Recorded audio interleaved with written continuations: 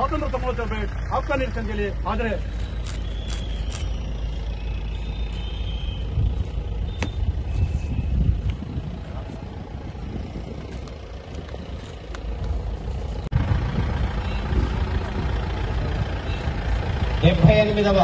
स्वातंत्र दिनोत्सव पताका आविष्करण मान्यश्री जिला कलेक्टर गौरवनीय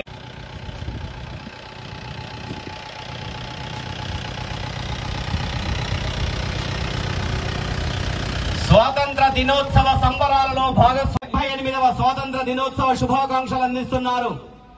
78 సంవత్సరాల లోపల ఎన్నెన్నో విజయాలు అందుకొని తెలంగాణ సగర్వంగా ముందడుగు వేస్తూ ప్రపంచ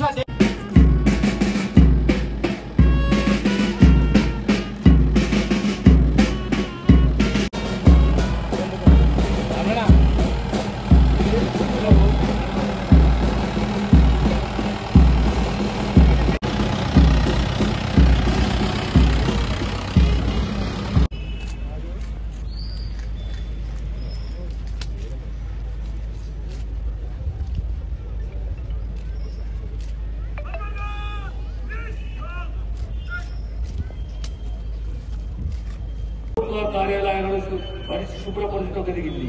30 చెరువులు కాలువలు వేసిన చెత్తను తొలగించడం జరిగింది। అలాగే 116 వర్షపు నీటి నిల్వ నిర్మాణం చేపట్టడం జరిగింది। ఈ కార్యక్రమానికి ఇక ముందు కూడా కొనసాగించడం జరుగుతుందని తెలియజేస్తున్నాను। ప్రజా పంపిణీ వ్యవస్థ జిల్లాలో మొత్తం 846 చౌకధర దుకాణాల ద్వారా 3,52,376 తెల్ల ration card 26,103 Antyodaya card 100 Annapurna card ద్వారా 12,33,169 సభ్యులకు ఆహార భద్రత పథకం కింద ప్రతి నెల ఉచితంగా 7,909 మెట్రిక్ టన్నుల సబ్సిడీ బియ్యం 30,85,00,000 వ్యయంతో లబ్ధిదారులకు పంపిణీ చేయడం జరుగుతున్నది। విద్యుత్ శాఖ వ్యవసాయ పారిశ్రామిక రంగాల్లోని వినియోగదారులతో పాటు అన్ని వర్గాల వినియోగదారులకు నాణ్యమైన విద్యుత్తు నిరంతరంగా అందించాలని ప్రభుత్వ ప్రధాన ధ్యేయం। జిల్లాలో 1,04,851 మంది వ్యవసాయ విద్యుత్ వినియోగదారులు 49,07,00,000 రూపాయల సబ్సిడీతో ఉచిత విద్యుత్ లబ్ధి పొందుతున్నారు। మహిళా శిశు వికలాంగుల మరియు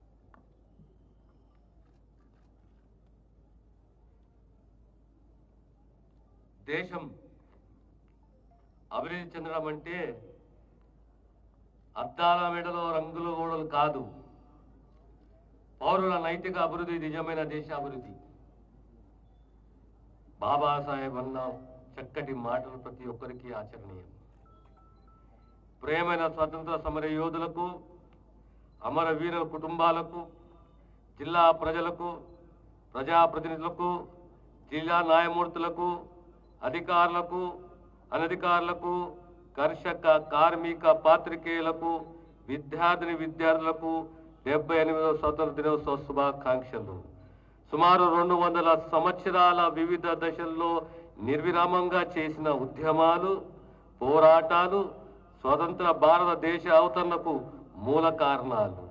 సాయుధ పోరాటాలతో మొదలైన నాటి స్వతంత్ర ఉద్యమం మళ్ళీ దేశంలో మహాత్మా గాంధీ సారథ్యంలో శాంతి అహింస మార్గాల ద్వారా స్వతంత్రము సిద్ధించింది.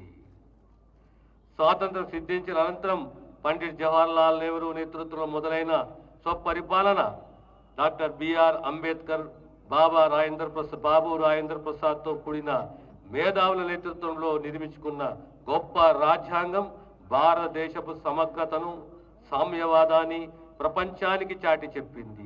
స్వేచ్ఛ సమానత్వమే ధ్యేయంగా లిఖించబడిన రాజ్యాంగం దేశ పౌరులకు ఎన్నో హక్కులు కల్పించింది.